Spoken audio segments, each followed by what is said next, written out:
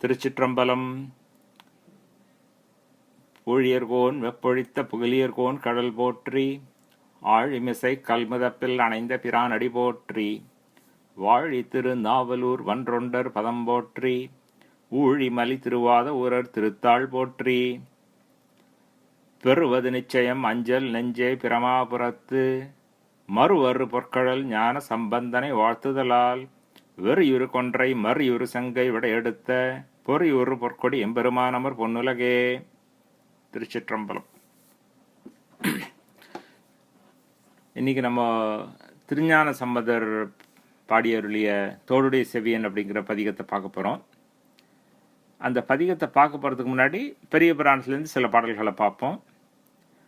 பதிகத்தை பார்த்ததுக்கு அப்புறமும் பெரிய புராணத்துலேருந்து சில பாடல்களை பார்ப்போம். அதனால் இந்த பதிகம் இன்னைக்கு சில பாடல்கள் தான் பார்க்க முடியும். முடிஞ்ச அளவு பார்ப்போம். இன்னைக்கு முதல்ல இந்த நால்வர் துதியாக இந்த பூழியர்கோன் வெப்பொழித்தன்னு சொன்னேன் இல்லையா, அதை நான் பல முறை சொல்லியிருக்கேன். இருந்தாலும் அதுக்கு பொருள் சொல்லியிருக்கேன்னு ஞாபகம் இல்லை. முதல் வகுப்பில் சொல்லியிருக்கலாமா இருக்கும். ஆனால் அதுக்கப்புறம் கடந்த ஒரு வருஷத்தில் எப்பவும் சொல்லலை. அதனால் இன்னைக்கு அந்த பூழியர் நால்வர் துதிக்கும் விளக்கத்துலேருந்து ஆரம்பிப்போம். இன்னைக்கு முதல்ல அந்த நால்வர் துதியை ஓதுவார் பாடுறது கேட்போம். புழியர்கோன் பொழித்த புகழியர்கோன் கடல் போற்றி, ஆழிமிசை கல்மிதப்பில் அணைந்த பிரான் அடி போற்றி,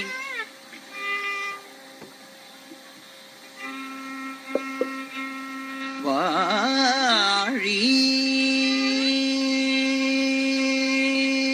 திருநாவலூர் வந்தொண்டர் பதம் போற்றி, ஊழிமலி திருவாத ஊரர் திருத்தாள் போற்றி,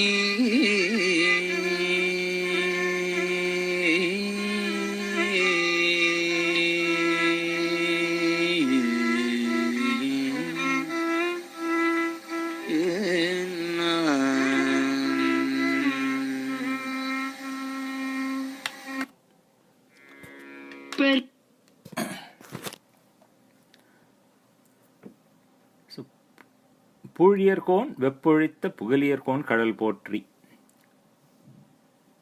பூழியர் அப்படின்னாக்க பாண்டியர்கள். அதனால பூழியர்கோன் அப்படின்னா பாண்டியர்களுக்கு அரசன், பாண்டிய ராஜா.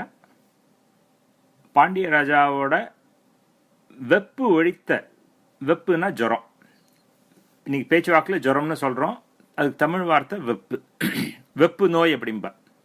அதனால் அந்த பாண்டிய ராஜாவோட ஜுரத்தை போக்கின புகழியர்கோன் கடல் போற்றி. புகழி அப்படிங்கிறது சீர்காழிக்கு 12 பெயர்கள் உண்டு. அந்த 12 பெயர்களில் ஒரு பெயர் புகழி.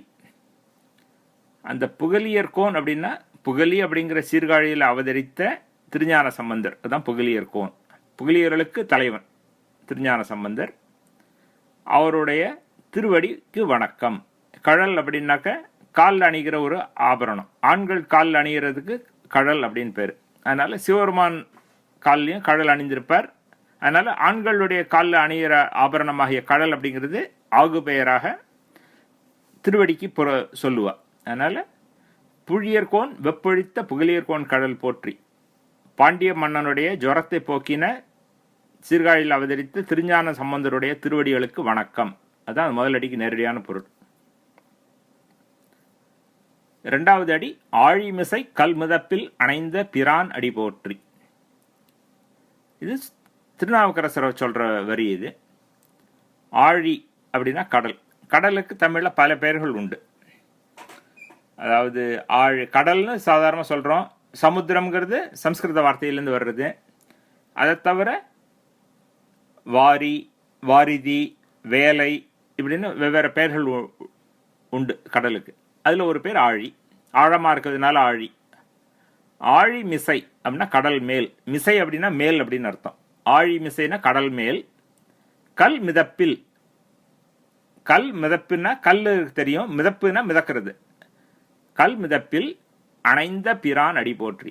கடல் மேல கல்லுல மிதந்து கரையை அடைந்த தலைவனாகிய திருநாவுக்கரசருடைய திருவடிகளுக்கு வணக்கம். பிரான் அப்படின்னா தலைவன். பல தேவார பாட்டிலையும் வரும் பிரான் அப்படிங்கிறது. வாழி திருநாவலூர் வன் தொண்டர் பதம் போற்றி. வாழி அப்படின்னா அது வாழ்க அப்படின்னு அர்த்தம். திருநாவலூர் அப்படிங்கிறது ஒரு ஊர், அது நடுநாட்டில் இருக்கு. தமிழ்நாட்டில் அந்த காலத்தில் அதை 4-5 பகுதிகளாக பிரிப்பேன். அதில் வடக்க இருக்கிறது தொண்டை நாடு, மெட்ராஸ், காஞ்சிபுரம் அந்த பக்கம்லாம் இருக்கிறது தொண்டை நாடு. அதுக்கு கொஞ்சம் கீழே தெற்க வந்தாக்க இந்த விழுப்புரம், கடலூர் இதெல்லாம் இருக்கு, அந்த பகுதிக்கு நடுநாடுன்னு பேர். அதுக்கு இன்னும் கொஞ்சம் கீழே வந்தாக்க சோழ நாடு, காவேரி கரையில் இருக்கிறது. அதுக்கு இன்னும் கீழே போனாக்க பாண்டிய நாடு.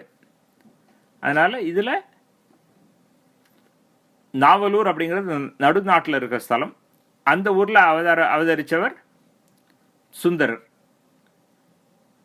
அவர் கல்யாணம் பண்ணிக்கிறதுக்கு இருந்தார். அப்போ கல்யாண பந்தலில் சிவருமான ஒரு பிராமணராக போய் தடுத்து நிறுத்தி நீ எனக்கு அடிமைன்னு சொல்லி வாதிட்டார். அப்போ சுந்தரர் அவரை கண்ணாபினான்னு திட்டினார். அதனால் அப்புறமா அவர் அடிமையானார், வழக்கெல்லாம் இது பண்ணி. ஆனால் அதனால் எனக்கு கொடுஞ்சொற்களை எல்லாம் பேசி அடிமையாகியவன் அப்படிங்கிறதுனால சிவபெருமானே அவருக்கு வன் தொண்டர் அப்படின்னு ஒரு பேர் கொடுத்தார். ஏன்னா ரொம்ப கடுஞ்சொற்கள்லாம் பேசினவர். அதனால் அப்படி கடுஞ்சொற்களை எல்லாம் பேசி அதனால் வன் தொண்டர் அப்படின்னு பேர் பெற்ற சுந்தரருக்கு அவருடைய திருவடிகளுக்கு வணக்கம். அதான் 3வது அடி. ஊழிமலி திருவாதவூரர் திருத்தாள் போற்றி. ஊழி அப்படின்னாக்கா நமக்கு தெரியும், பிரளயம், யுகம், நெடுங்காலம் இப்படின்னு பல அர்த்தங்கள் உண்டு. ஊழினா ஒரு பெரிய ஒரு ஈயான் இல்லை ஒரு யுகம்னு வச்சுக்கலாம். மலிதல் அப்படின்னா மிகுதல் இல்லைன்னா நிறைதல். அதனால ஊழிமலி அப்படின்னா இந்த ஊழி முடிய இந்த நெடுங்காலத்துக்கு புகழ் இருக்கக்கூடிய திருவாதவூரர் அப்படின்னா திருவாதவூர் அப்படிங்கிற ஊரில் அவதரித்த மாணிக்கவாசகர். திருவாதவூர் அப்படிங்கிறது பாண்டிய நாட்டில் மதுரை வட்டாரத்தில் இருக்கு. அந்த பாண்டிய நாட்டில் இருக்கிற திருவாதவூரில் அவதரித்த மாணிக்கவாசகருடைய திருவடிகளுக்கு வணக்கம். அதான் 4வது அடி. அதனால் இது பொதுவாக தேவாரம், திருவாசகம் இது மாதிரி சொற்பொழிவுகள் இல்லைனாக்கா திருப்பதிக விண்ணப்பம் செய்கிறது, அது மாதிரி சமயத்துலலாம் இந்த 4 துதியை முதல்ல சொல்லிட்டு ஆரம்பிக்கிறது பொதுவாக இருக்கிற ஒரு வழக்கம். அதை நான் தினம் வாரம் சொல்லிட்டு இருக்கேன். இருந்தாலும் இந்த தரம் உங்களுக்கு ஒரு விளக்கம் சொன்னாக்கா உங்களுக்கு அது மனசில் பதியும் அப்படிங்கிறதுக்காக இன்றைக்கி சொன்னேன். இந்த பாட்டில் ஏதாவது கேள்விகள் இருக்கா?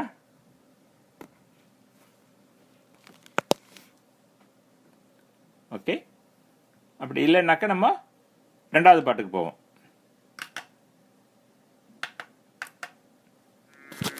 பெறுவது நிச்சயம் அஞ்சல் நெஞ்சே,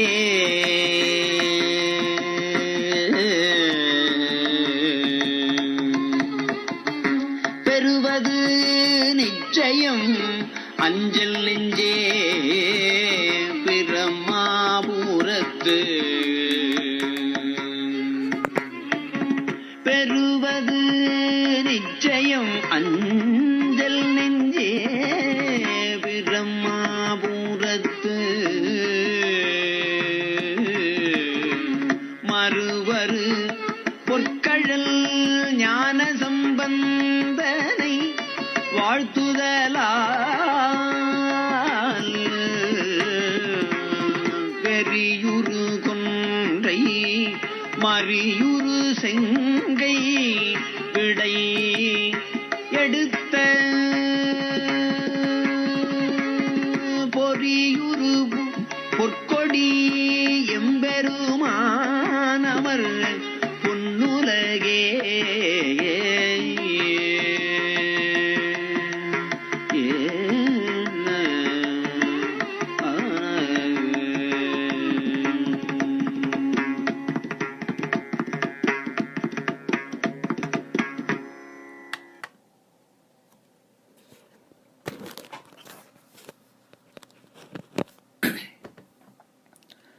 பெறுவது நிச்சயம் அஞ்சல் நெஞ்சே, பிரமாபுரத்து மறு அரு பொற்கடல் ஞான சம்பந்தனை வாழ்த்துதலால், வெறி உரு கொன்றை மறி உரு செங்கை விடையெடுத்த பொறி உரு பொற்கொடி எம்பெருமான் அமர் பொன்னுலகே.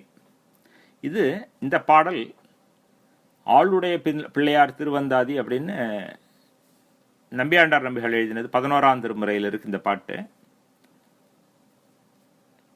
நம்ம திருஞான சம்பந்தருடைய பெருமையை சொல்ற பாட்டு இது. திருஞான சம்பந்தரை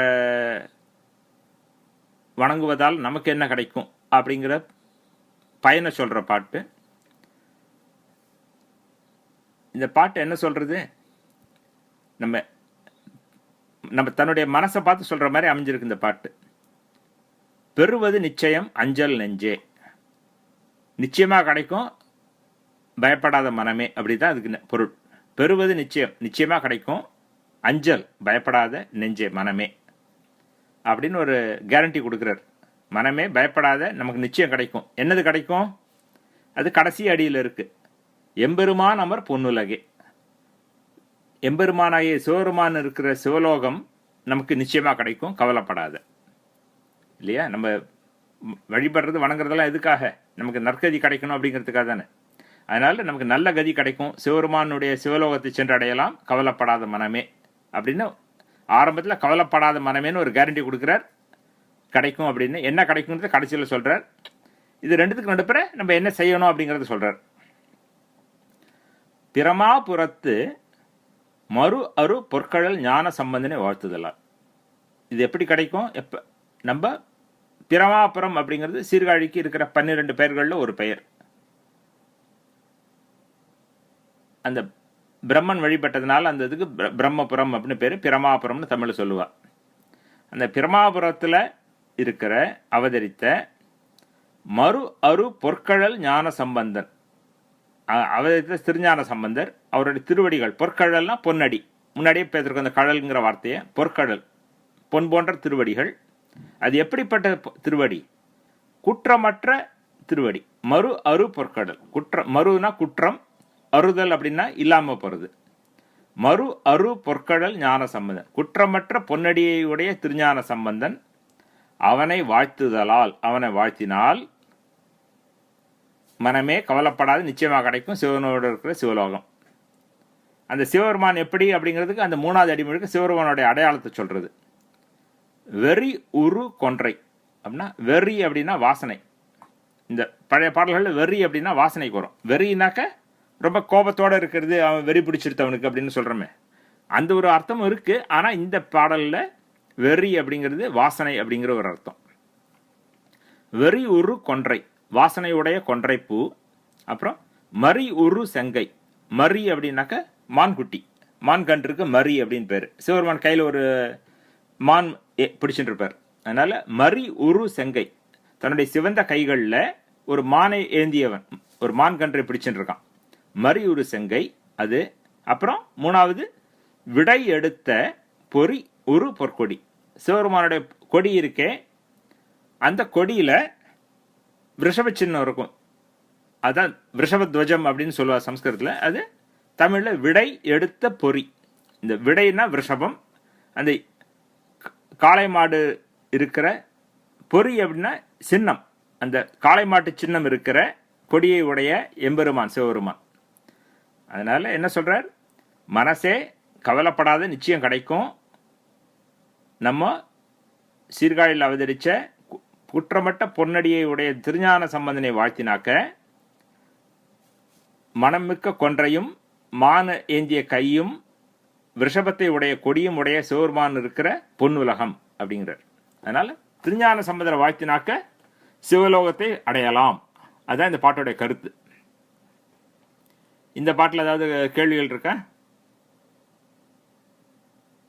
நான் மியூட்ல போட்டிருக்கேன், சில பேர் மியூட்ல போட்டிருக்கேன். ஓகே, அன்மியூட் பண்ணிட்டேன். ஏதாவது கேள்வி இருந்தால் நீங்க கேட்கலாம்.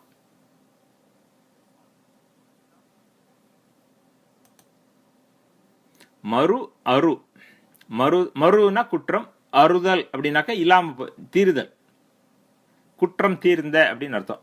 அரு அப்படிங்கிறது சேர்ந்து வர்ற தமிழ்ல அந்த புணர்ச்சியினால இவ்வு இல்லைன்னா ஈ வரும். வகர ஒற்று. அதனால மறு அரு அப்படிங்கிறது சேர்ந்து வர மறு வரு அப்படின்னு வரும்.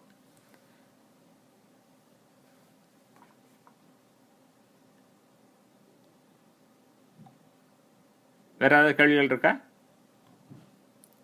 ஓகே, இப்போ நம்ம இந்த திருஞான சம்பந்தர் இந்த முதல் 2 பாட்டு, முதல் பாட்டு நால்வர்களுக்கு வணக்கம், 2வது பாட்டு திருஞான சம்பந்தரை வாழ்த்தினா நமக்கு என்ன நன்மை கிடைக்கும் அப்படின்னு சொல்ற பாட்டு. இப்போ நம்ம திருஞான சம்பந்தருடைய வரலாற்றை கொஞ்சம் அவர் அருள் பெற்ற வரலாற்றை பார்ப்போம். திருஞான சம்பந்தர் அவதரித்த சமயத்தில் தமிழ்நாட்டில் புறச்சமயங்கள் தலையோங்கி இருந்தது. அதாவது புறச்சமயம்னாக்க ஜைனம் பௌத்தம். அப்போ அந்த 2 மதங்கள் தான் அப்போ ரொம்ப ஓஹோன்னு இருந்தது தமிழ்நாட்டில். பல ராஜாக்கள், பல பிரபுக்கள், இது மாதிரி பதவியில் இருக்கிறவா, பெரிய சமூகத்தில் பெரிய நிலையில் இருக்கிறவா எல்லாரும் அந்த மதங்களுக்கு மாறிட்டா. அதனால யதா ராஜா ததா பிரஜா அப்படிங்கிற மாதிரி ராஜாவே மாறிட்டான்னா அப்புறம் குடிமக்களும் மாறிடுவா. அப்படியாக நாட்டில் நமது பண்டை சமயமாகிய சைவ சமயம் நலிந்திருந்தது. அப்போ எல்லாரும் கோயிலுக்கு போகிறது, இல்லை கோயில்களை பராமரிக்கிறது அதெல்லாம் ரொம்ப குறைஞ்சி போயிடுது. ஏன்னா எல்லாரும் மற்ற சமயங்களுக்கு போயிட்டா, மற்ற சமயங்களுக்கு ஈர்க்கப்பட்டு போயிட்டா.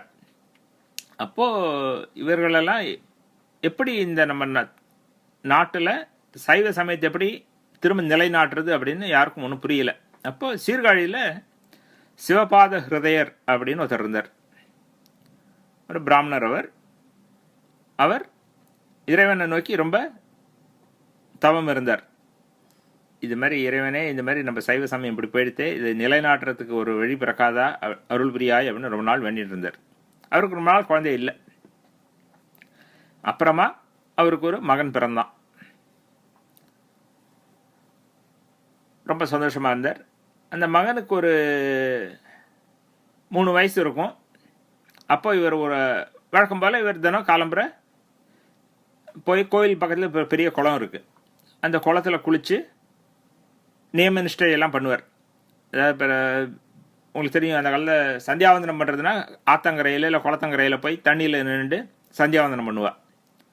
அதேமாதிரி ஸ்நானம் பண்ணி ஸ்நானத்துக்கு அப்புறம் பண்ணுற சில தவங்க பூஜைகள்லாம் அப்படியே குளக்கரையிலே உட்காந்தும் பண்ணுவாள். அது மாதிரி இவர் பண்ணுற பழக்கம் இவருக்கு. அதனால் இவர் கிளம்புறார் கோவில் குளத்தில் குளித்து இந்த பூஜையெல்லாம் பண்ணுறதுக்காக. அப்போ இந்த 3 வயசு குழந்தைய இருக்கு, அந்த குழந்தை நானும் வரேன்ப்பா அப்படின்னது. சரின்னு அவர் குழந்தையும் கூட்டின்னு போகிறார். குழந்தைய கூட்டின்னு போய் குளக்கரையில் படியில் உட்காத்தி வச்சுட்டு, இந்த கரையில் உட்காத்தி வச்சுட்டு, நீங்கள் உட்காந்துரு, நான் குளிச்சுட்டு பூஜை பண்ணிட்டு வரேன் அப்படின்ட்டு அவர் குளத்துக்குள்ளே இறங்குறார். இறங்கி குளிச்சுட்டு அகமர்ஷனம் அப்படின்னு ஒரு மந்திரம் உண்டு. அது பாவங்களையெல்லாம் நீக்கிற மந்திரம். அந்த மந்திரத்தை அவர் தண்ணிக்குள்ளே முழுகிண்டு அந்த மந்திரத்தை ஜபிக்கிறார். அப்படி அப்பா குளத்துக்குள்ளே தண்ணிக்குள்ளே முழுகினதும் இந்த குழந்தை 3 வயசு குழந்தைக்கு என்ன தோணுதோ தெரில, அப்பா அம்மா அப்படின்னு அழ ஆரம்பிக்கிறது. அப்போ இது அப்பா அப்பா அம்மா அம்மான்னு அழவும், இதை கேட்டு சிவனும் பார்வதியும் அவருக்கு முன்னாடி காட்சி கொடுக்குறார். ரிஷப வாகனத்தில் காட்சி கொடுத்து சிவன் பார்வதியை பார்த்து உன்னுடைய திருமுலை பாலை கறந்து இவனுக்கு ஊட்டு அப்படின்னு சொல்கிறார். அதனால் பார்வதி தன்னுடைய திருமுலை பாலை ஒரு பொற்கிண்ணத்தில் கறந்து கீழே உட்காந்துட்டு மடியில் சம்பந்தரை உட்காத்தி வச்சு அந்த கிண்ணத்தில் இருக்கிற பாலை ஊட்டி விடுறார். பால்லாம் குடிச்சிடுறார். அந்த பாலை குடித்ததுமே அது ஞானப்பால். அந்த பாலை குடித்ததும் அவருக்கு எல்லா ஞானமும் வந்துடுறது. அதாவது ஞானத்தில் பரஞானம் அபரஞானம்னு 2 உண்டு. அதனால் அவருக்கு அந்த எல்லா விதமான ஞானங்களும் கைவரப்பெற்றுறது அவருக்கு அந்த க்ஷணத்திலேயே. அப்போ அவர் ரொம்ப சந்தோஷமாக இருக்கார். இந்த இன்பத்துக்கு ஈடு இணை உண்டா. அப்போ கொஞ்ச நேரம் கழிச்சு அந்த அப்பா குளத்தில் பூஜையெல்லாம் முடிச்சுட்டு எழுந்து வர்றார். வெளில வந்து பார்த்தாக்க தன் மகன் கன்னத்தில் தாடையிலெல்லாம் பால் வழிஞ்சின்னு இருக்கு. அவருக்கு உடனே பயங்கர அதிர்ச்சி, பயம் எல்லாம் இருக்குது இல்லையா? நம்ம பையன் குளத்துக்கரில் விட்டுருக்கோம், யார் கூட யார் என்ன பால் கொடுத்தாலும் தெரியாது இல்லையா? அதனால் அவருக்கு ரொம்ப அதிர்ச்சி ஆகிடுறது. உடனே யார்டா அவனுக்கு பால் கொடுத்தா அப்படின்னு கேட்குறாரு. உடனே இதோ இவாதான்ப்பா அப்படின்னு கை காட்டுறாரு அவர். அவர் பார்க்குறாருங்க, யாரையும் காணும். ஏன்னா சிவனும் பார்வதியும் ரிஷப வாகனத்தில் திருஞான சம்பந்தருக்கு காட்சி கொடுத்துருக்கா. திருஞான சம்பந்தருக்கு தெரிகிற அவள்லாம், ஆனால் திருஞான சம்பந்தரை பெற்ற சிவபாரத ஹிருதயருக்கு அவள்லாம் காட்சி கொடுக்கல. என்னடா இது நம்ம புள்ள வந்து இப்படி ஏதோ இப்படி சும்மா கை நீட்டின்னு இதோங்கிறதே அப்படின்னு சொல்லிட்டு அவருக்கு கையில் ஒரு சின்ன குச்சி எடுத்துட்டு, நீ நட்சத்திர சொல்கிறியா இல்லை, யார் உனக்கு பால் கொடுத்தா அப்படின்னு அப்படி அடிக்க போகிற மாதிரி ஒரு அதட்டி வாங்குறார். உடனே அந்த திருஞான சம்பந்தர் தோடுடைய செவியன் அப்படின்னு தொடங்குற அந்த பதிகத்தை பாடி அப்படி காட்டுறார். இதோ இங்கே இருக்கானே இந்த சிவனும் பார்வதியும், இவன் தான் எனக்கு பால் கொடுத்தான்ப்பா அப்படின்னு கை காட்டி சொல்கிறார். அந்த தோடுடைய செவியன் பதிகம் பாடுறார். அதனால இந்த பதிகம் முழுக்க பாடுறார். அப்போ இந்த பாட்டெல்லாம் கேட்டதும் சிவபாரத ஹிருதயருக்கு தலகால் புரியல இல்லையா? 3 வயசு குழந்தை இப்படி ஒரு பாட்டு பாடி இதில் இந்த இந்த சிவபெருமான், இப்படிப்பட்ட சிவபெருமானும் இப்படிப்பட்ட பார்வதியோட வந்து எனக்கு பால் கொடுத்தான், இவன் வந்திருக்க எனக்கு அருள் புரிஞ்சான் அப்படின்னு சொல்கிறத கேட்டு அவருக்கு புரிஞ்சுடுத்து, இறைவனோட அருள் பெற்று விட்டார் இவர் அப்படின்னு. உடனே அவர் சந்தோஷப்பட்டு அவரை தலையில் தூக்கி வச்சுட்டு கோயிலுக்குள்ளலாம் போய் எல்லாம் பண்ணுறார். மற்ற கதையெல்லாம் பெரிய கதை. ஆனால் இந்த இடத்துல உங்களுக்கு இந்த வரலாற்றை சொல்லணுங்கிறதுக்காக சொன்னேன். அவர் அழுதார், அவருக்கு சிவபெருமானும் பார்வதியும் வந்து காட்சி கொடுத்து பால் கொடுத்தார், ஞானம் பெற்றார். இதுதான் இந்த பின்னணி, இந்த பதிகத்துடைய பின்னணி. இது உங்களுக்கெல்லாம் தெரிஞ்சது தான், இருந்தாலும் இந்த பதிகத்தை சொல்றதுக்கு முன்னாடி அதோட பின்னணி சொல்லணும் அப்படிங்கிறதுக்காக சொன்னேன். இன்னைக்கு அதே மாதிரி இந்த பதிகத்தை பார்க்க போகிறதுக்கு முன்னாடி நம்ம பெரிய புராணத்துலேருந்து இந்த நான் சொன்ன நிகழ்ச்சிகள் இருக்கேன், அதுலேருந்து ஒரு சிறு பகுதி, அப்பா நீ யார் கொடுத்த பாலை குடிச்ச அப்படின்னு கேட்டு ஒரு குச்சி ஓங்குறது, அவர் கை காட்டி பாட்டு பாடுறது, அந்த காட்சியை வர்ணிக்கிற சில பாடல்களை பெரிய புராணத்துலேருந்து நம்ம பார்ப்போம். அப்புறம் பதிகத்துக்கு போவோம்.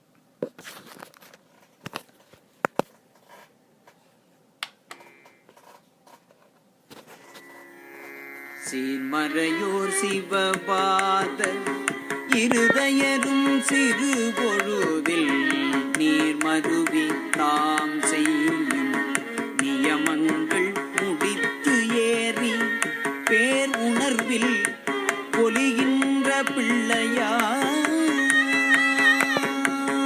பேர் உணர்வில் பொலிகின்ற பிள்ளையார் தம்மை நோக்கி யார் அளித்த பால், யார் அளித்த பால் அடிசில் உண்டது நீ, யார் அளித்த பால் அடிசில் உண்டது நீ என வெகுளா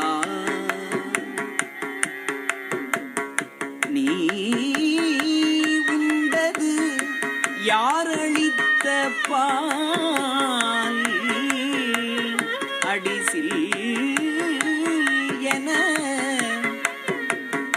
வெகுளா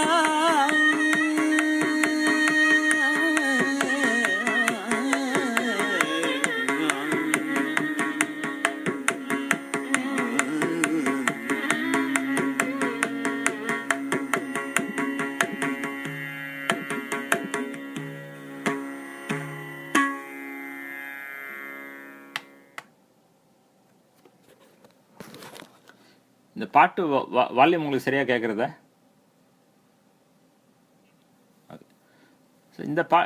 இந்த பாட்டு சீர்மறையோர் சிவபாத ஹிருதயரும், தமிழில் வர்றப்ப இருதயர்னு போடணும். ஹிரு அப்படிங்கிறது சம்ஸ்கிருத வார்த்தை, தமிழில் ஹிரு அப்படிங்கிறது இரு அப்படின்னு வரும். சீர்மறையோர் சிவபாத இருதயரும் சிறு பொழுதில் நீர் மருவி தாம் செய்யும் நியமங்கள் முடித்து ஏறி பேருணர்வில் பொலிகின்ற பிள்ளையார் தமை நோக்கி யார் அளித்த பால் அடிசில் உண்டது நீ என வெகுளா. இந்த பாட்டு முடியலை, இது இன்கம்ப்ளீட்டாக இருக்குது இந்த பாட்டு. அடுத்த பாட்டில் 2-3 பாட்டில் அதே கான்டெக்ஸ்ட் தொடரும். ஆனால் இந்த பாட்டுக்கு அர்த்தம் சொன்னால் தான் உங்களுக்கு அடுத்த பாட்டுக்கு புரியும், அதனால சொல்கிறேன். சீர்மறையோர், சீர்னா பெருமையுடைய வேதியர், மறைனா வேதம், இந்த பிராமணர் இல்லையா. சீர் பெருமை புகழுடைய மறையவராகிய இந்த சிவபாத ஹிருதயரும் சிறு பொழுதில் கொஞ்ச நேரத்தில் நீர் மருவி தாம் செய்யும் நியமங்கள் முடித்து ஏறி, இந்த தண்ணிக்குள்ளே இருந்து தாம் செய்கிற நியம நிஷ்டைகள்லாம் முடிச்சுட்டு திருப்பி கரைக்கு ஏறுறார். நீர் மருவி தாம் செய்யும் நியமங்கள் முடித்து ஏறி கரைக்கு ஏறி அங்கே பிள்ளைய பார்க்குறார். அந்த பிள்ளை எப்படி இருக்கார்? பேர் உணர்வில் பொலிகின்ற பிள்ளையார் தம்மை நோக்கி. இவர் ஞானப்பால் குடிச்சிட்டார், எல்லா ஞானமும் கைவேற பெற்று விட்டார்.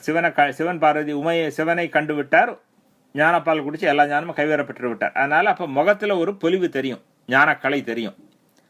அதனால அது சொல்றார், பேர் உணர்வில் அந்த அற்புதமான ஞானத்தோடு பெற்றதுனால பேரின்ப உணர்வில் இருக்கிற அந்த திருஞான சம்பந்தர் தன்னுடைய மகனாரை பார்த்து, யார் அளித்த பால் அடிசில் உண்டது நீ யார் கொடுத்த பாலை குடிச்ச அப்படின்னு.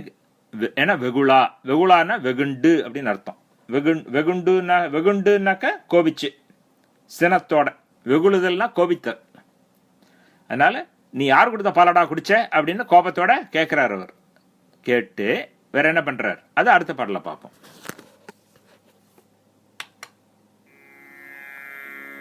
எச்சில் மயங்கிட உனக்கு ஈது இட்டாரை காட்டு,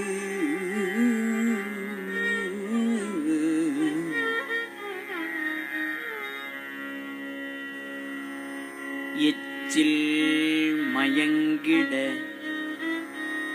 உனக்கு ஈது இட்டாரை காட்டு,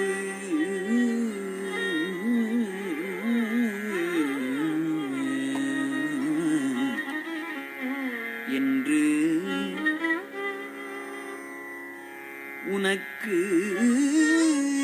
எச்சில் மயங்கிட ஈது இட்டாரை காட்டு என்று கை சிறியது ஒரு மாறு கொண்டு ஓச்ச கால் எடுத்தே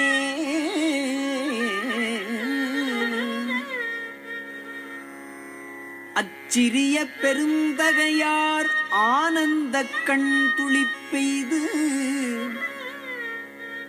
உச்சியின் மேல் எடுத்து அருளும் ஒரு திருக்கை விரச்சுட்டி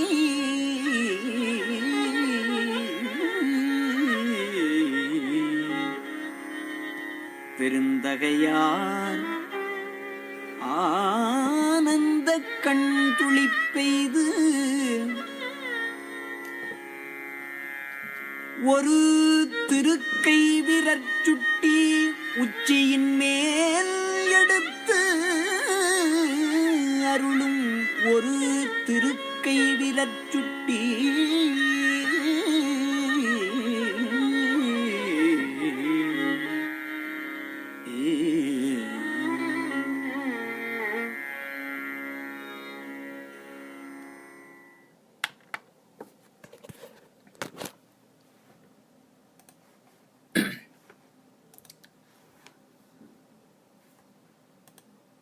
எச்சில் மயங்கிட உனக்கு ஈது இட்டாரை காட்டு என்று கை சிறியதொரு மாறு கொண்டு ஓச்ச கால் எடுத்தே அச்சிறிய பெருந்தகையார் ஆனந்த கண் துளி பெய்து உச்சியினில் எடுத்து அருளும் ஒரு திருக்கை விரச்சுட்டி அப்படின்னு இந்த பாட்டு. இது கண்டினியூ ஆகிறது இந்த சென்டென்ஸ். இந்த சிச்சுவேஷனை கண்டினியூ பண்ணிட்டு போறார். அப்பா கேட்கிறாருல, முன்னாடி கோபத்தோட யார் கொடுத்த பாலை குடிச்சதுன்னு கேட்டு கோபிச்சுண்டு, எச்சில் மயங்கிட உனக்கு ஈது இட்டாரை காட்டு அப்படின்னார். உனக்கு தாடையிலெல்லாம் எச்சல் வழியிற மாதிரி உனக்கு இது கொடுத்தவரை காட்டு அப்படின்னு அவர் கேட்குறாருப்பா. அவா கொடுத்தான்னு கேட்குறாரு, சொல்லிருக்காரு. இவருக்கு அப்பா கோபம் வந்துடுறது இல்லையா, அதனால கோபத்தோட உனக்கு இது கொடுத்தது யார் காட்டு அப்படின்னு சொல்லிட்டு கை சிறியதொரு மாறு கொண்டு ஓச்ச, கையில் ஒரு சின்ன சுள்ளி எடுத்துக்கிறார். நம்ம குளக்கரையெல்லாம் மரங்கள் சுள்ளிகள்லாம் கிடக்கும் இல்லையா, சுள்ளினா தெரியும். விறகுனா பெரிய கட்டை, சுள்ளினா சின்ன சின்ன ட்விக். அது மாதிரி கையில் ஒரு சின்ன மாறு ஒரு சுள்ளி எடுத்துட்டு ஓங்குறார், அடிக்க போகிற மாதிரி, சின்ன சுள்ளி எடுத்துன்னு அடிக்க போகிற மாதிரி ஓங்குறார். ஓச்சுதல்னா ஓங்குதல். மாறு அப்படின்னா இந்த சின்ன குச்சி. அது மாதிரி கையில் ஒரு சின்ன குச்சி எடுத்துட்டு ஓங்குறார். அப்படி அவர் ஓங்கினதும் திருஞான சம்பந்தர் என்ன பண்ணார்? கால் எடுத்தே ஒரு காலை தூக்கின்றார். அவர் சந்தோஷத்தில் காலை தூக்குறார். அவர் காலை தூக்கிண்டு, இல்லை சிவருமான் உட்காந்துருக்கிற போஸ் காட்டுறாரோ தெரில, காலை தூக்கிண்டு அச்சிறிய பெருந்தகையார் அப்படின்னு சொல்றது திருஞான சம்பந்தர். பெருந்தகை அப்படின்னா பெரியவர் இல்லையா, ரொம்ப மதிப்புக்குரியவர், பெரியவருக்கு பெருந்தகை அப்படின்பா. அந்த அச்சிறிய பெருந்தகையார், அந்த சிறிய உருவத்தில் இருக்கிற பெரியவர் அப்படின்னு அர்த்தம். அச்சிறிய பெருந்தகையார் ஆனந்த கண் துளி பெய்து, கண்ணில் ஆனந்த கண்ணீர் வர்றது, கண்ணில் ஆனந்த கண்ணீர் அப்படியே வழியறது. உச்சியினில் எடுத்து அருளும் ஒரு திருக்கை விரல் சுட்டி, தலைக்கு மேலே ஒரு கையை தூக்கி அதில் ஒரு விரலை அப்படி சுட்டி காட்டுறார் விரலால். உச்சினா தலைக்கு மேலே ஒரு கையை தூக்கி ஒரு விரலால் சுட்டுகிறார். என்னதை சுட்டுறார்? அங்கே சிவனு பார்வதி அங்கே அவருக்கு அங்கே மேலே தெரிகிறார், அங்கே வானத்தில் அவரை காட்டுறாருங்க.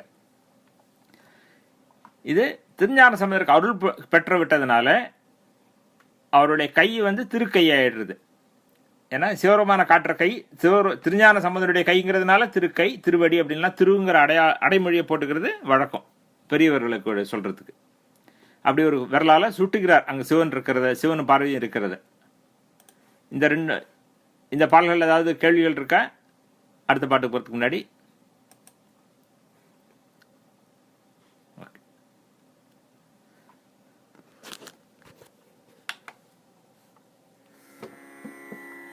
விண்ணிறைந்த பெருகொளியால் விளங்கு மழ விடை மேலே, விண்ணிறைந்த பெருகு ஒளியால் விளங்கு மழ விடை மேலே, பண்ணிறைந்த அருமறைகள் பணிந்து ஏத்த பாவையூடல், விண்ணிறைந்த பெருகொளியால் விளங்கு மழ விடை மேலே, பண்ணிறைந்த அருமறைகள் பணிந்து ஏத்த பாவையூடல், எண்ணிறைந்த கருணையினால்,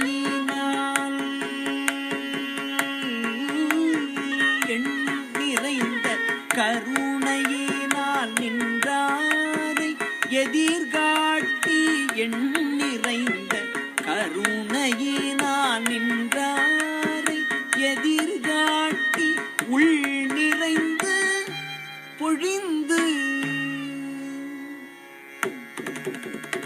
உள் நிறைந்து பொழிந்து எழுந்த உயர்ஞான திருமொழியால்,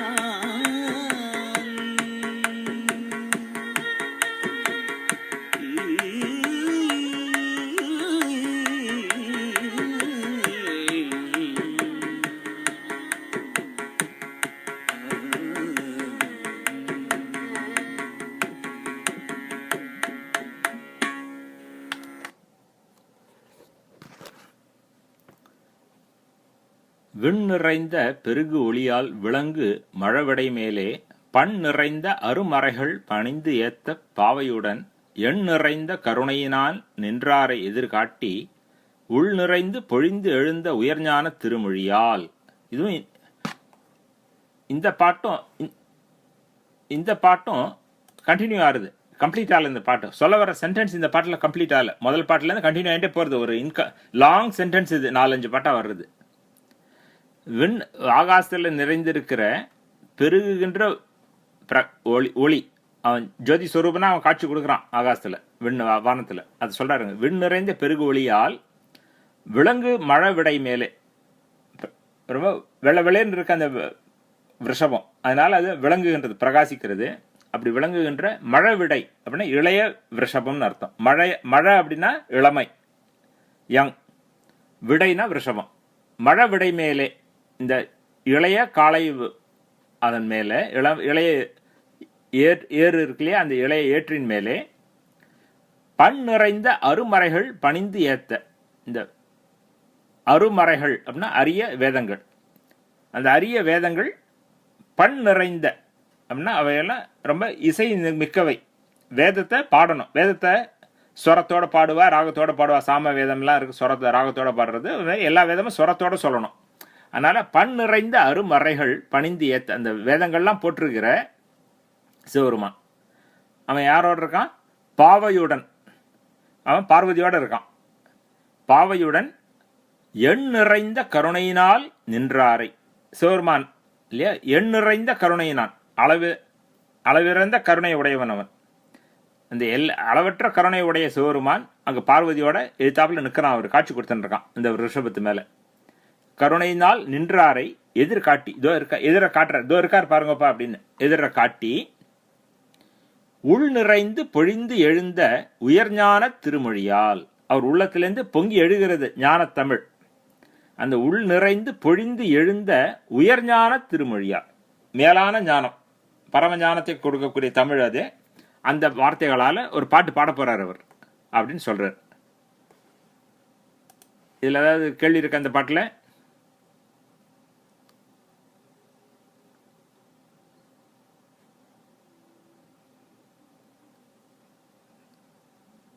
இல்லை, இன்னும் திருமொழியால் அப்படின்னா திருமொழி இன்னும் வார்த்தைகளால் அப்படின்னு சொல்கிறார். இன்னும் கம்ப்ளீட் ஆகலை.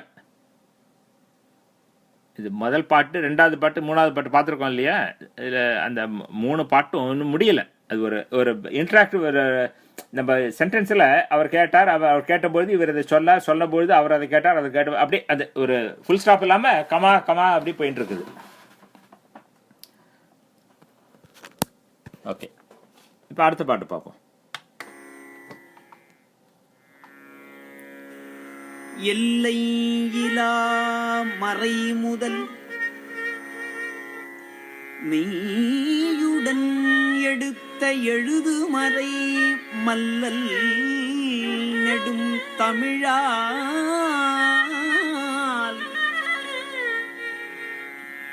இம்மாநிலத்தோர்க்கு உரை சிறப்ப பல்வுயிரும் களிகூர தம் பாடல் பரமர்வால் செல்லும் முறை பெறுவதற்கு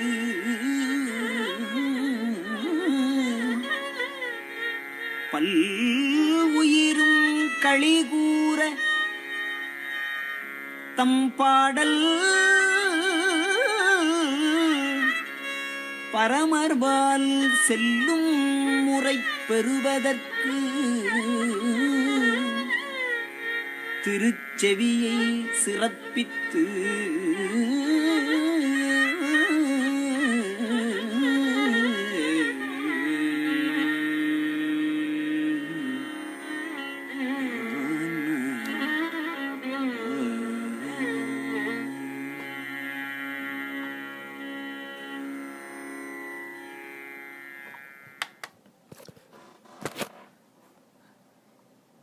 எல்லையிலா மறை முதல் மெய்யுடன் எடுத்த எழுது மறை மல்லல் நெடும் தமிழால் இம்மாநிலத்தோர்க்கு உரை சிறப்ப பல் உயிரும் களி கூற தம் பாடல் பரமர்பால் செல்லும் முறை பெறுவதற்கு திருச்செவியை சிறப்பித்து. அவரை ஞான திருமொழியால் பாட ஆரம்பிக்கிறார். அப்படி பாட ஆரம்பிக்கிறப்ப எப்படி பாட ஆரம்பித்தார், எதை முதல்ல எடுத்து பாடினார் அப்படிங்கிறத சொல்கிறார் இந்த பாட்டில். இந்த 4வது பாட்டு முழுக்க அவர் எப்படி எந்த வார்த்தையில் எடுத்து பாட ஆரம்பித்தார், எதனால் எப்படி பாடினாருங்கிறது தான் சொல்கிறார். எல்லையில்லா மறை முதல். எல்லையில்லா மறை அப்படின்னா அளவில்லாத எல்லையில்லாத வேதம். அந்த எல்லையில்லாத வேதம் அதனுடைய முதல், அந்த வேதத்துக்கு முதல்ல இருக்கிறது பிரணவம். ஓம் அப்படிங்கிற வார்த்தை தான் அந்த வேதத்துக்கு முதல்ல இருக்கிறது. அந்த அந்த மறை முதல் ஓம், அந்த பிரணவம், அதில் முதல் ஒலியாக இருக்கிறது ஓ அப்படிங்கிற ஒலி. அந்த மறை முதலாகிய ஓ அப்படிங்கிற ஒலியோட மெய், ஒரு மெய் எடுக்கிறார். அது இத் அப்படிங்கிற மெய் எடுக்கிறார். அதுக்கு விளக்கத்தில் சொல்கிற தகாராகாசம் தகர வித்தைம்பா இல்லை தகாராகாசம்பா. இந்த இறைவன் நம்ம ஹிருதயத்தில் தகாராகாசத்தில் வீற்றிருக்கான் அப்படிம்பா. அந்த தகாராகாசம்ங்கிறத சொல்கிறது வர்ற தகர ஒற்று, தகர மெய்யோட அந்த ஓம்ங்கிற உயிரெழுத்தை வச்சுட்டு தோ அப்படின்னு ஆரம்பிக்கிறார் அப்படின்னு சொல்கிறார். எல்லையெல்லாம் மறை முதல் மெய்யுடன் எடுத்த அப்படின்னாக்கா தோ அப்படிங்கிற எழுத்து அப்படின்னு அர்த்தம். அதனால் எழுது மறை மல்லல் நெடும் தமிழால், இந்த தமிழால் பாடினாருங்கிறார். அந்த தமிழ் எப்படிப்பட்ட தமிழ்? எழுது மறை தமிழ். இந்த வேதத்தை எழுத மாட்டார். எல்லாரும் குரு வாயால் சொல்லுவார், சிஷ்யர்கள் அந்த காதால் கேட்டு வாயால் சொல்லி கற்றுக்குவார். அதனால் அதை ஓரல் ட்ரெடிஷன் அப்படிம்பா. அதாவது எழுதாமைய வேதத்தை வாயால் சொல்லி காதால் கேட்டு அப்படி வழி வழியாக வந்தது வேதம். அதனால் அதுக்கு எழுதா கிளவி அப்படின்னு ஒரு பேர் சொல்லுவார். அதனால் அது எழுதாத மறை சம்ஸ்கிருதத்தில் இருக்கிற வேதம். தமிழில் இருக்கிற வேதம், தமிழ் எழுதப்படும். திருஞான சம்பந்தரோட பாடல்கள் எழுதலாம். அதனால் இவர் எழுதக்கூடிய வேதமாகிய தமிழ் அப்படின்னு இங்கே சொல்கிறார். எழுது மறை தமிழ் அப்படின்னா எழுதக்கூடிய வேதமாகிய தமிழ். அதில் மல்லல் நெடும் தமிழ், மல்லல்னாக்க வளமைன்னு அர்த்தம்.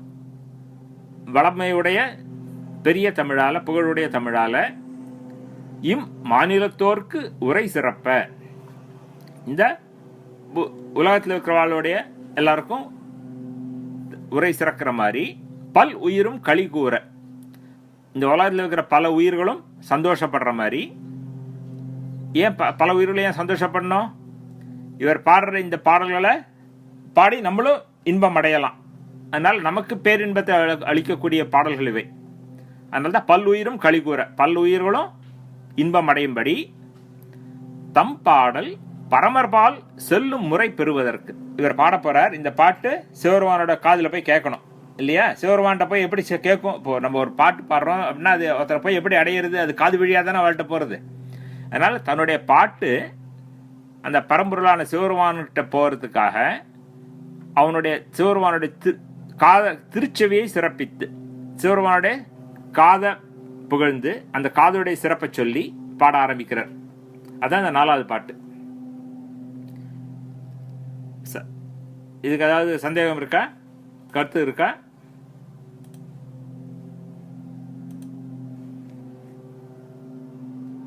ஓகே, இல்லை ஏதாவது கேள்வி இருந்தால் கேளுங்க, இல்லைன்னா அடுத்த பாட்டுக்கு போவோம். ஓகே.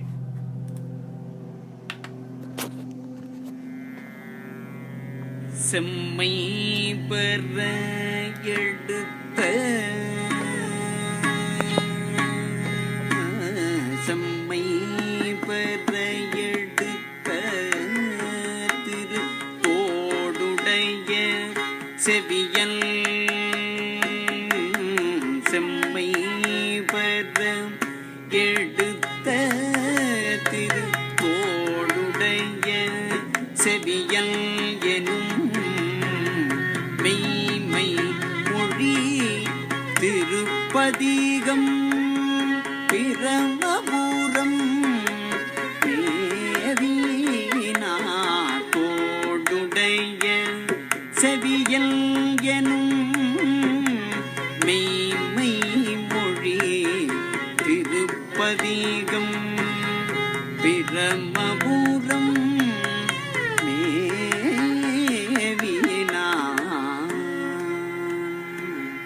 தம்மை அடையாளங்கள்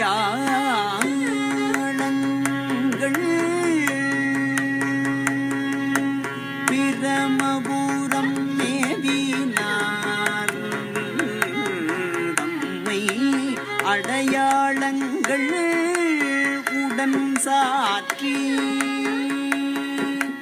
பிரமபுரம் மேவினார் தம்மை அடையாளங்கள் உடல் சாற்றி தாதையார்க்கு எம்மை இது செய்த வீரான்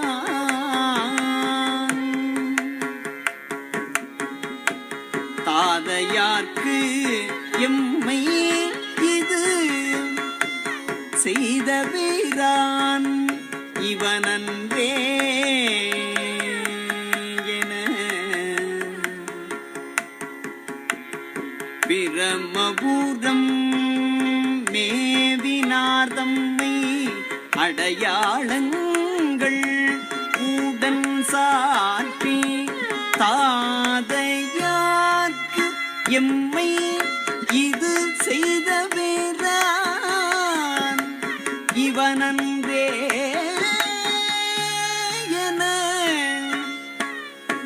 இசைத்தார் எம்மை இது செய்த பிரான் இவனன்றே என தாதையார்க்கு பிரமபுரம் மேவினார் தம்மை அடையாளங்கள் உடன் சாற்றி எம்மை இது செய்த வீரான் இவனன்றே என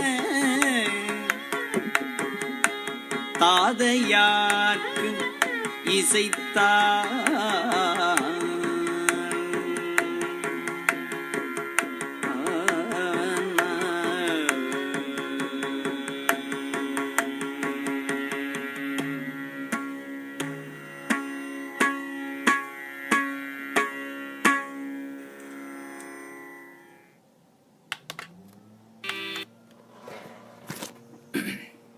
ஸோ இந்த பாட்டில் தான் அவர் சொல்ல வந்த அந்த சென்டென்ஸ் முடிகிறது. 5வது பாட்டில் செம்மை பெற எடுத்த திரு தோடுடைய செவியனும் மெய்மை மொழி திருப்பதிகம் பிரமபுரம் மேவினார் தம்மை அடையாளங்களுடன் சாற்றி தாதையார்க்கு எம்மை இது செய்த பிரான் இவனன்றே என இசைத்தார்.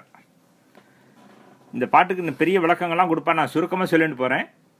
செம்மை பெற எடுத்த திருத்தோடியுடைய செவியன், ரொம்ப எல்லாம் நன்மை பெற எல்லாம் நன்மை பெறுவதற்காக எடுத்த தோடுடைய செவியன்கிற பாடல். அது எப்படிப்பட்ட பாடல்? மெய்மை மொழி திருப்பதிகம், மெய்ப்பொருளை காட்டுகின்ற, மெய்ப்பொருளை சொல்லுகின்ற, உண்மையை சொல்லுகின்ற திருப்பதிகம். அந்த பதிகம் பாடுறார். அந்த பதிகத்தில் என்ன சொல்றார்? பிரமபுரம் மேவினார் தம்மை. இந்த பிரமபுரம்ங்கிறது சொன்ன இல்லையா, சீர்காழியோட 12 பெயர்கள் ஒரு பெயர். இந்த பிரமபுரத்தில் மேவினவர், அந்த பிரமபுரத்தில் வீற்றிருக்கிற சிவபெருமான், அவரை அடையாளங்களுடன் சாற்றி அவனுக்கு அவனுடைய லட்சணங்களெல்லாம் சொல்லி தாதையார்க்கு, அப்பாவுக்கு, தாதைன்னா அப்பா, அப்பாவுக்கு எம்மை இது செய்த பிரான் இவனன்றே, என்னை இப்படி பண்ணினவன் இவன்தான் அப்படின்னு பாடுகிறார். இசைத்தார்னா பாடினார். இசைனா தெரியும், பாட்டு சங்கீதம். இசைத்தார்னா பாடினார். அதனால செம்மை பெற ரொம்ப அற்புதமான திருத்தோடுடைய செவியன்கிற மெய்மையை சொல்லுகிற திருப்பதிகத்தை பாடி அதில் பிரமபுரத்தில் இருக்கிற சிவருமானுடைய அடையாளங்கள் எல்லாத்தையும் சொல்லி தன்னுடைய அப்பாவுக்கு, அப்பா எம்மைனா இங்க ராயல் வி, இது எம்மை இது செய்த பிரான், என்னை இது பண்ணின தலைவன் கடவுள் இவனன்றோ, இவன்தான் அப்படின்னு பாடினார். அதான் இந்த பாட்டுடைய நேரடியான பொருள். அதனால இதில் என்ன சொல்ல வர்றார்? அவர் பால் குடிச்சார். பால் குடிச்சோம் அப்பா குச்சி எடுத்து யாரா அவனுக்கு கொடுத்தான்னு கேட்டார். அப்பா இவர் வானத்து மேலே, தலைக்கு மேலே ஒரு வரல கையை தூக்கி ஒரு வரலால இதுவரைக்கான இந்த சிவருமான் இப்படிப்பட்ட சிவருமான், அப்படிப்பட்ட சிவருமான் அப்படின்னு அவனோட லட்சணங்களெல்லாம் சொல்லி, அடையாளங்களெல்லாம் சொல்லி, அப்படிப்பட்ட சிவருமான் எனக்கு பால் கொடுத்தான் அப்படின்னு சொல்லி தோடுடைய செவியன்னு பாட்டு பாடினார். அதான் இந்த 5 பாடல்களுக்கு சுருக்கமான பொருள். இந்த பாடல்கள்லாம் ரொம்ப அற்புதமான தமிழ் செய்யுள்கள். இதெல்லாம் படித்தோம்னாக்க நமக்கு தமிழில் பெரிய பெரிய விளக்கங்கள்லாம் கொடுத்துருப்பா. அதுக்கு இதில் பாராயணம் பண்ணுறவாள்லாம் இருக்கா, அதில் அவளுக்கு ஆழ்ந்த பொருள்கள்லாம் அவளுக்கு புலப்படும், அவளெல்லாம் எழுதியிருக்கா. அந்த அளவுக்குலாம் நான் சொல்லலை. நான் நேரடியாக எளிமையான பொருளாக சொல்லிட்டு போகிறேன். இதில் ஏதாவது கேள்விகள் இருக்கா?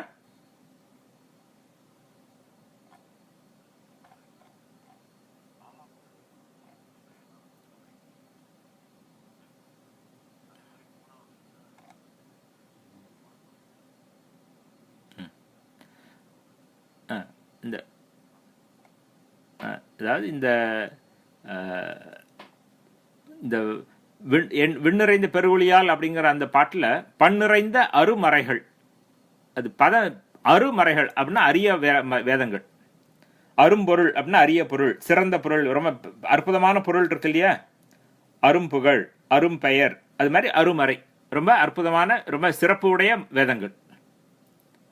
பண் நிறைந்த அப்படின்னா, பண் அப்படின்னாக்க இசை, இந்த ராகங்கள்லாம் இருக்கே அதுக்கு பண்ணுன்னு பேர்.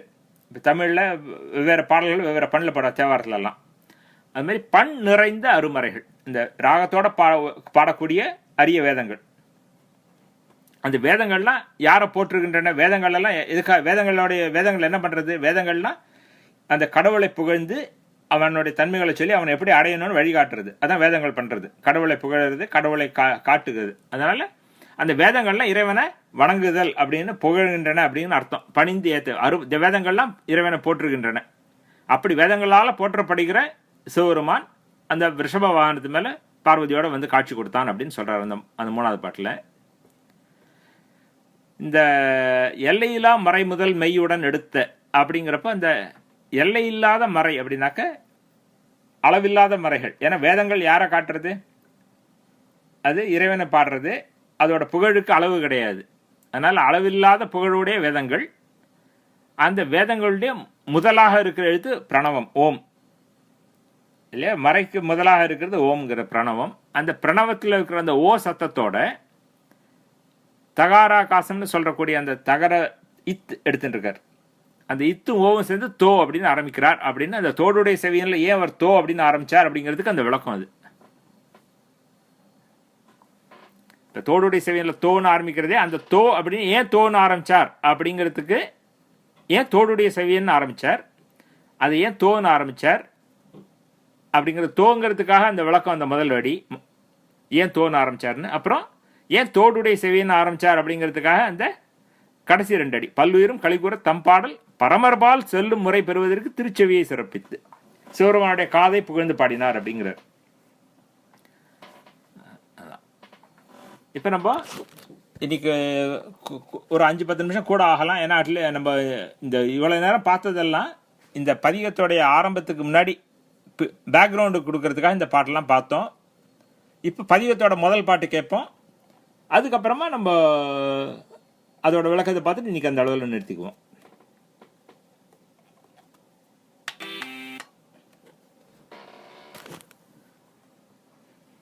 தோடுடைய செவியன் விடையேறி ஓர் தூவன் மதிசூடி காடுடைய சுடலை பொடி பூசி என் உள்ளங் கவர்கள்வன் ஏடுடைய மலரான் முனைநாட் பணிந்தேத்து அருள் செய்த பீடுடைய பிரமாபுரம் மேவிய பெம்மான் இவன் அன்றே. இந்த அப்பா கேட்ட கேள்விக்கு யாரோட அவனுக்கு பால் கொடுத்தான்னு கேட்டதுக்கு இந்த பதிகத்தை பாடுறார். அந்த பதிகத்தோட முதல் பாட்டு இது. தோடு உடைய செவியன், இறைவனுடைய அடையாளம். இறைவன் ஒரு தோடு அணிந்த காதை உடையவன் அப்படிங்கிறது இது ஒரு அர்த்தம். தோடு உடைய செவியன். தோடு அப்படிங்கிறது பெண்கள் அணிவர நகை, ஆபரணம். அது அதாவது காதில் ஆண்களும் ஆபரணம் அணிவா, பெண்களும் ஆபரணம் அணிவா. இன்னைக்கு பேச்சில் சொன்னாங்க பெண்கள் காதில் அணிகிறது தோடுமா, ஆண்கள் காதில் போட்டிருந்தா அதுக்கு கடுக்கன் அப்படிம்போம் இன்னைக்கு சொல்றதுல. ஆனால் அந்த காலத்தில் அணிந்ததெல்லாம் பெண்கள் அணிந்தது தோடு அப்படின்பா, ஆண்கள் அணிந்தது குழை அப்படின்பா காதில். அதனால இங்க தோடு உடைய செவியன், காதில் தோட்டை அணிந்தவன் அப்படின்னா தோடு பெண்கள் அணிகிறது, புடவை கட்டியவன் அப்படிங்கிற மாதிரி இல்லையா? இந்த காலத்தில் சொல்லணும்னாக்க தோடு அணிந்தவன், தோடு அணிந்த காதை உடையவன் அப்படிங்கிறார். அப்படின்னா தோடு பெண்கள் அணிகிறது, அதனால அது பெண் அப்படின்னு தெரியறது. ஆனால் செவியன் அப்படின்னு செவியல் அப்படிங்காம செவியன் அப்படிங்கிறார், அது ஆம்பளைன்னு தெரியறது. அப்போ என்ன சொல்றாரு இதில்? தோடு உடைய செவியன் அப்படின்னா ஆணும் பெண்ணுமா இருக்கான், அர்த்தநாரீஸ்வரனா இருக்கான் அப்படின்னு அதோட விளக்கம் நேரடியாக சொல்லிட்டார். முதல் பாட்டிலையும் அர்த்தநாரீஸ்வரன் அப்படிங்கிறார். முதல் வார்த்தை அவர் பாடுறது தோடு உடைய செவியன். ஏன் அவர் தோட்ட சொன்னார் அப்படிங்கிறது, காதை ஏன் சொன்னார் அப்படிங்கிறதுக்காக அந்த முன்னாடி பெரிய புராண பாட்டில் பார்த்தோம். தன்னோட பாடல் இறைவனுடைய திருச்செவியில் போய் இறைவனுக்கு போய் நம்ம சொல்றது ஒருத்தர்கிட்ட போய் சேரணும்னா அவர் காதில் புகணும். அது அதனால நம்மளுடைய பாடல் இறைவனை சென்று அடைவதற்கு உதவி செய்வது அந்த திருக்காது அப்படிங்கிறதுனால அந்த திருக்காதுக்கு புகழற தோடு உடைய செவியன் அப்படிங்கிறார். விடை ஏறி, விடைனா ரிஷபம், அதை நம்ம பல பாடல்களை பார்த்துட்டோம். விடை ஏறினா ரிஷப வாகனன், அவன் ஒரு காளமாட்டு மேலே ஏறி வர்றவன். ஓர் தூவன் மதிசூடி, ஒரு தூய வெள்ளையான சந்திரனை அணிந்திருக்கிறவன். ஓர் தூவெண் மதி சூடி, தலையில பிறைச்சந்திரன் அணிந்திருக்கிறான். அப்புறம் வேற என்ன பண்றான் அவன்? காடு உடைய சுடலை பொடி பூசி, காடுனாக்க ஃபாரஸ்ட்னு அர்த்தம் இல்லை, இந்த இடத்துல சுடுகாடுன்னு அர்த்தம். சிவபெருமான் சுடுகாட்டில் நடனம் ஆடுவான். சர்வசம்ஹார காலத்தில் எல்லா உயிரோடும் அழிஞ்சு போயிடும். அப்போ அவன் தனியாக ஆடின்னு இருப்பான். அது மாதிரி எடுத்துக்கலாம். காடுனா அந்த காடுடைய சுடலை பொடி பூசினா அந்த எல்லா உயிர்களும் அழிஞ்சப்போ அதனுடைய தேகங்கள்லாம் அழிஞ்சு அதோடைய சாம்பல் எடுத்து உடம்புல பூசின்னு இருக்கான்னு அர்த்தம். சுடலைனா சுடுகாடு, சுடுகாட்டில் இருக்கிற சாம்பலை பூசின்னு இருக்கான்னு அர்த்தம். பொடி அப்படின்னா சாம்பல். அதனால் சுடுகாட்டில் இருக்கிற சாம்பலை பூசின்னு இருக்கிறவன் அப்படிலாம் சொல்லிட்டு வேற ஒன்று சொல்கிறார். என் உள்ளம் கவர் கள்வன், என்னோட உள்ளத்தை கொள்ளை கொண்டு விட்ட திருடன் அப்படிங்கிறார்.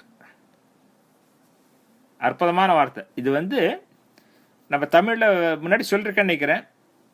அகத்துறை பாடல் அப்படின்னு உண்டு. அதாவது நம்ம எல்லாம் பொதுவாக இறைவனை பக்தி பண்ணுறோம். ஆனால் அந்த இதில் இறைவனே பரமபுருஷன் அப்படின்னு ஜீவாத்மாக்கள்லாம் நாயகிகளாகவும் பெண்ணாகவும் ஈசனை ஆணாகவும் பாவிச்சு பாடுற பாடல். நாயகி நாயகன் பாவத்தில் பாடுவா. அதனால் இங்கே என்ன சொல்றார், தன்னை ஒரு பெண்ணாக பாவிச்சு இறைவனை தலைவனாக பாவிச்சு என்னுடைய உள்ளத்தை திருடி விட்ட திருடன் அவன் அப்படிங்கிறார். அதான் இது அகத்துறைம்பா தமிழ். இதுக்கு தன்னை நாயகியா நினைச்சுட்டு இறைவனை நாயகனா நினைச்சு பாடுற பாடல். என்னுடைய உள்ளத்தை கவர்ந்த கள்வன் அவன் அது மட்டும் இல்லை, அவன் வேற என்ன பண்ணான், ஏடுடைய மலரான் முனைநாள் பணிந்து ஏத்த அருள் செய்த. முன்னாடி இந்த ஏடு உடைய மலர் அப்படின்னாக்கா பல இதழ்களை உடைய பூ, தாமரை பூவை சொல்றாருங்க. ஏடுடைய மலர் அப்படின்னா தாமரை பூ. ஏடுடைய மலரான் அப்படின்னா தாமரை பூவில் இருக்கிற பிரம்மா. அந்த பிரம்மா என்ன பண்ணார், முன்னொரு காலத்துல பணிந்து ஏத்தினார், இறைவனை வழிபட்டார் இந்த ஊர்ல.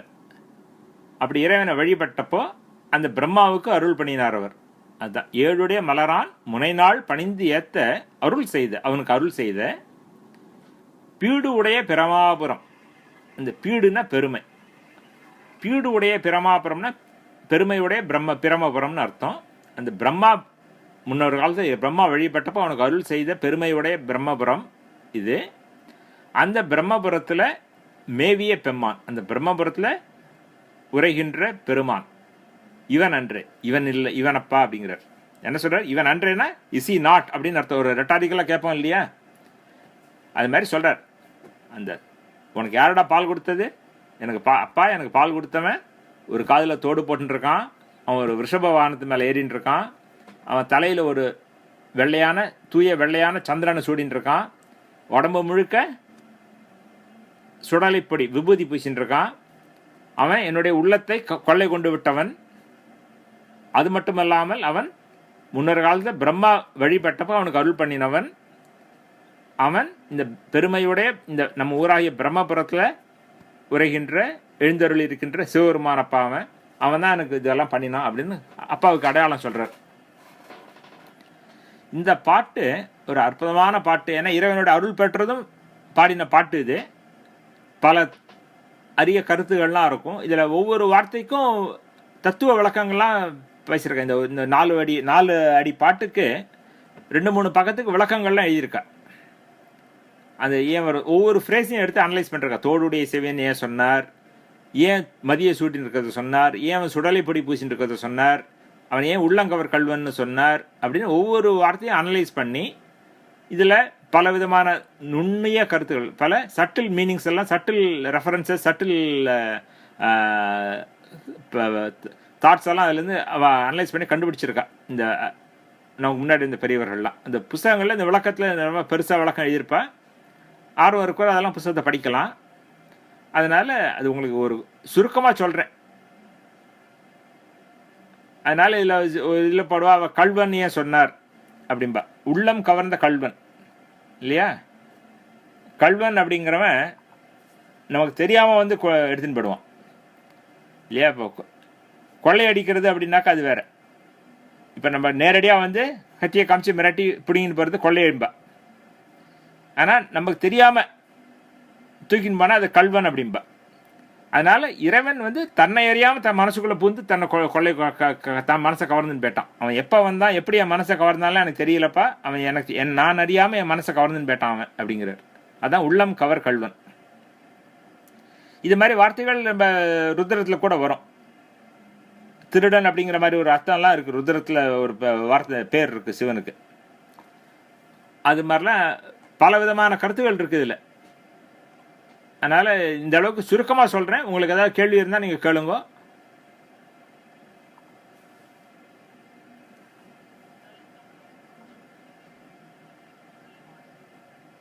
ஆமாம்,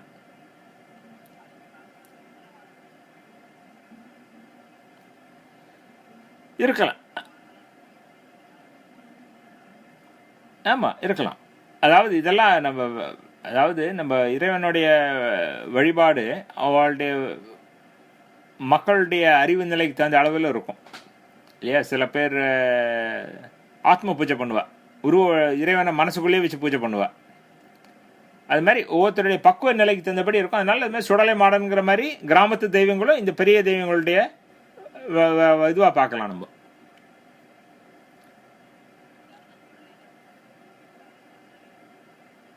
இல்லை, சுடலைங்கிறது சுடுகாடு. ஆமாம், சுடலைங்க. ஆமாம், அதாவது எதுக்கு சொல்கிறாங்கன்னா, சுடுகாடு வந்து அதாவது முதல்ல நமக்கு அந்த சுடுகாடு ஊருக்குள்ளே இருக்காது, ஊருக்கு வெளியில் தள்ளி இருக்கும். புரியுது இல்லையா? அதனால் காடு உடைய சுடலை அப்படிங்கிற சுடுகாடுங்கிறதுக்கு.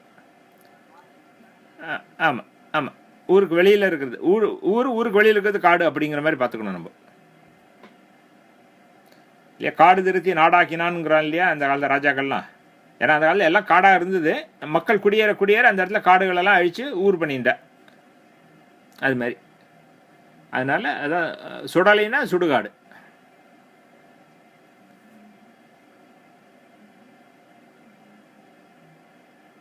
வேற ஏதாவது கேள்விகள் இருக்கா அந்த பாட்டில்?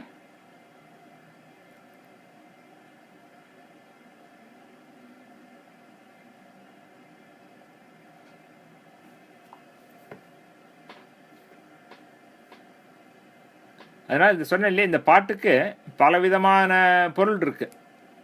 அது மாதிரி இப்போ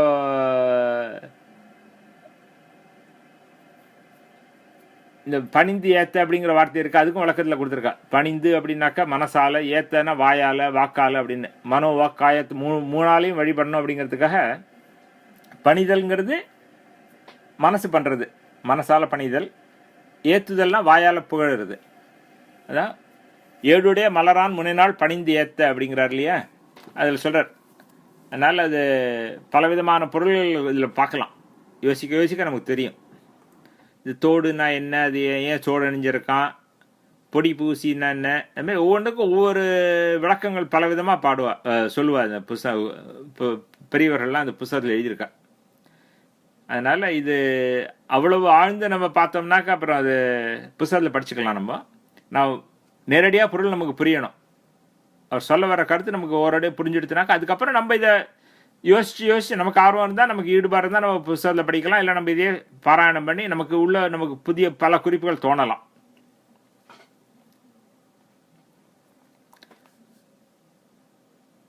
வேற ஏதாவது கேள்விகள் இருக்கா அந்த பாட்டில்?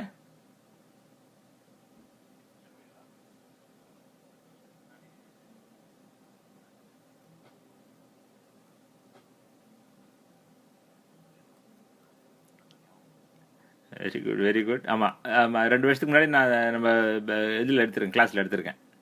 இந்த முதல் பாட்டை மட்டும் எடுத்திருக்கேன்னு நினைக்கிறேன். மற்ற பாடலாம் வந்து சொல்ல, முதல் பாட்டை மட்டும் சொல்லியிருக்கேன்.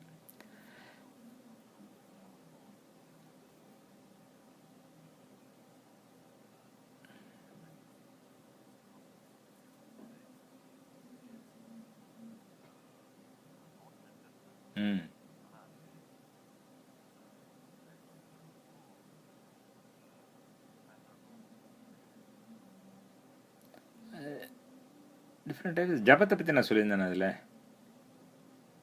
ஞாபகம் இல்லை எனக்கு. ஆமாம், அந்த அந்த இல்லை, அந்த அகமர்ஷண மந்திரத்தை பற்றி பேசியிருந்திருப்பேன். அப்போ அதாவது இந்த சந்தியாவந்தனம்லாம் பண்ணுறப்போ அவள் தண்ணியில் நின்று கையில் ஜலத்தை எடுத்து சூரியனை பார்த்து அர்க்கியம் விடுவாள். அது ஒரு விதமானது. அதேமாரி அவள் தரையில் குளிச்சுட்டு தரையில் உட்காந்து கையில் ருத்ராட்ச மாலை வச்சு ஜபம் பண்ணுறது உண்டு. இந்த அகமர்ஷனம்ங்கிறது அந்த தண்ணிக்குள்ளே முழுகின்ற பாவங்கள்லாம் போகிறதுக்காக சொல்கிற ஒரு மந்திரம்.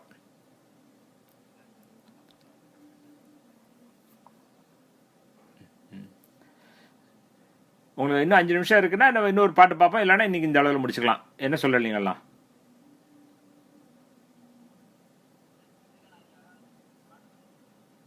சொல்லுங்க.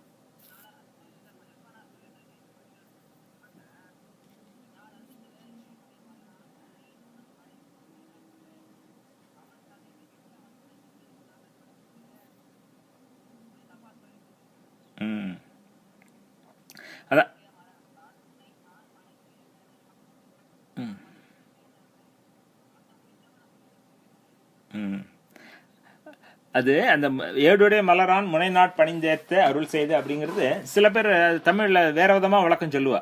அதாவது ஏடுடைய மலரான் முனைநாள்னு இருக்கு இல்லையா, தமிழில் புணர்ச்சியினால ஏடுடைய மலரால் அப்படின்னு எடுத்துக்கலாம். ஏடுடைய மலரால் முனைநாள் முன்னொரு காலத்தில் பணிந்தேத்த அருள் செய்து அப்படிங்கிறது இது பிரம்மா. ஏடுடைய மலரான் அப்படின்னு எடுத்துனாக்க ஏடுடைய மலரான் பிரம்மா முன்னொரு காலத்தை பணிஞ்சு ஏற்றினப்போ அவனுக்கு அருள் புரிஞ்ச அப்படின்னு ஒரு பொருள், நேரடி பொருள். சில பேர் அது என்ன பண்ணுவா, ஏடுடைய மலரால் முனைநாள் பணிந்தேத்த அருள் செய்த அப்படிங்கிறது திருஞான சம்பந்தர் முன்னொரு பிறவியில முன்னாடி தாமரையால இறைவனை வழிபட்டவை திருஞான சம்பந்தருக்கு அருள் புரிஞ்ச அப்படின்னு சில பேர் ஒரு விளக்கம் சொல்லுவா அதுக்கு. ஆனா அந்த அர்த்தம் பொருந்தாது. ஏன்னா அவர் இந்த ஊரை பத்தி சொல்றாரு. அவர் இந்த பிரம்மபுரம்னு ஏன் பேர் வந்ததுங்கிறத சொல்றார். பிரம்மா அருள் வழிபட்டா அவனுக்கு அருள் புரிஞ்சார், நேரடி பொருள். அதனால அதுதான் சிறக்கும். ஏன்னா திருஞான சம்பந்தர் முன்னாடி பூஜை பண்ணார், அருள் புரிஞ்சார்னா அவர் இந்த பாட்டில் சொல்றதுக்கு அர்த்தம் தேவையில்லை. அது ஒன்று. ரெண்டாவது, அவர் வேற ஒரு திருத்துருத்தி அப்படிங்கிற ஒரு ஸ்தலம் இருக்கு, குத்தாலம்னு இப்போ சொல்லுவா. இந்த கும்பகோணத்துக்கும் மயிலாடுதுறைக்கும் நடுப்புற இருக்கு திருத்துருத்தி அப்படின்னு குத்தாலம். அங்க அவர் சொல்லுவார் அந்த பாட்டில், மறக்குமாறு இல்லாத என்ன மையல் செய்தி மண்ணின் மேல் பிறக்குமாறு காட்டினாய் அப்படின்னு ஒரு ஃப்ரேஸ் சொல்றார் அந்த பாட்டில். திருத்துருத்தி அப்படிங்கிற ஸ்தலம் அது. மறக்குமாறு இல்லாத என்னை மையல் செய்து இம்மண்ணின் மேல் பிறக்குமாறு காட்டினாய் அப்படிம்பார். சுவாமி, நாங்கள் சிவலோகத்தில் உன்னை எப்போ மறக்காம உன்னை மரத்திலே இல்லாமல் எப்போ உன்னை வழிபட்டு இருந்தேன் சிவலோகத்தில். அப்படி இருந்த என்னை நீ ஒரு மாயம் பண்ணி இந்த பூமியில் பறக்க வச்சிட்டியா அப்படிங்கிறார். ஏன்னா திருஞான சம்பந்தர் ஏன் பிறந்தார் அப்படின்னு ஒரு கேள்வி இருக்கு இல்லையா. இப்போ இது சொல்லுவார், கிருபானந்த வரையறதுக்கு ஒரு அற்புதமான விளக்கம் சொல்லுவார். இப்போ நம்ம பிறவி எதுக்கு எடுக்கிறோம், நமக்கு ஏன் இந்த பிறப்பு வந்திருக்கு, நம்ம இதுக்கு முன்னாடி எவ்வளோ பாவ புண்ணியங்கள்லாம் பண்ணியிருக்கோம், அந்த கர்மாக்களுடைய பயனை அனுபவிக்கிறதுக்காக பிறவிகள் வர்றது. நம்ம ஒரு பண்ணின கர்மாக்களில் அந்த கர்மாவை அனுபவிக்கிற பலன் அனுபவிக்கிறதுக்கு இந்த பிறவியில் அந்த கர்மாவோட பயனாக இன்பம் துன்பம் எல்லாம் நமக்கு வந்து சேர்றது. அப்புறம் இந்த பிறவியில் எல்லா கர்மாவும் இந்த பிறவியில் அனுபவிக்கிறதுக்காக இருக்காது. கொஞ்சம் கர்மாவை இந்த பிறவியில் அனுபவிப்போம், மீதி கர்மா வேற பிறவியில் அனுபவிப்போம். அது மட்டும் இல்லாமல் இந்த பிறவியில் செய்கிற கர்மாவும் கூட சேர்ந்துக்கும் அதில். அதனால இது ஒரு நெவர் எண்டிங் ப்ராசஸ். அப்படி இருக்கிறப்போ இதுதான் நம்ம எல்லாம் பிறக்கிறோம், இதுதான் பிறவிக்கு காரணம். அப்போ திருஞான சம்பந்தர் ஏன் பிறந்தார், அவர் முன்னாடி என்ன கர்மா பண்ணார் அப்படின்னு ஒரு கேள்வி வரும். அப்போ இந்த பாட்டில் திருஞான தெளிவாக சொல்றார், மறக்குமாறு இல்லாத என்னை மையல் செய்து இம்மண்ணின் மேல் பிறக்குமாறு காட்டினாய் அப்படிங்கிறார் திருஞான சம்பந்தர் அந்த துருத்தி பாட்டில். என்ன அர்த்தம், நான் சிவலோகத்தில் உன்னை எப்போ மனசில் உன்னை என்னைக்கும் மறப்பு இல்லாமல் சிவலோகத்தில் உன்னோட இருந்தேன், நீ ஏதோ ஒரு காரணத்துக்காக என்னை மாயம் பண்ணி என்னை எங்கள் மண்ணில் பறக்க வச்சுட்டு அப்படிங்கிறார். அது இது கிருபானந்த வாரியார் ஒரு அற்புதமான உதாரணம் சொல்லுவார். வாரியார் ஜெயிலுக்கு போனார் அப்படிம்பார். ஜெயிலுக்கு ஏன் போகிறான், ஒருத்தன் ஜெயிலுக்கு ஏன் போகிறான், ஒரு தப்பு பண்ணினா அவனை ஜெயிலில் அவனுக்கு அடைக்கிறான். 6 மாதம், 1 வருஷம், 5 வருஷம், 10 வருஷம் ஏதோ அடைக்கிறான். அப்போ ஒரு திருடன் ஜெயிலுக்கு போகிறது எப்படி, கிருபானந்த வாரியார் ஜெயிலுக்கு போனார் அப்படின்னா எதுக்காக, கிருபானந்த வாரியார் ஜெயிலில் போய் அந்த திருடர்களுக்கெல்லாம் புத்திமதி சொல்லிட்டு வர்றதுக்காக போனார். அது மாதிரி நம்ம இந்த பூமியில் நம்மெல்லாம் இருக்கோம், நமக்கு வழிகாட்டுறதுக்காக திருஞான சம்பந்தர் வந்துட்டு போனார் அப்படின்னு ஒரு விளக்கம் சொல்லுவார் கிருபானந்த வாரியார்.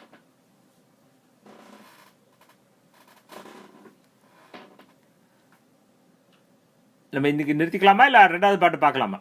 உங்களுடைய சௌகரியம் எப்படி?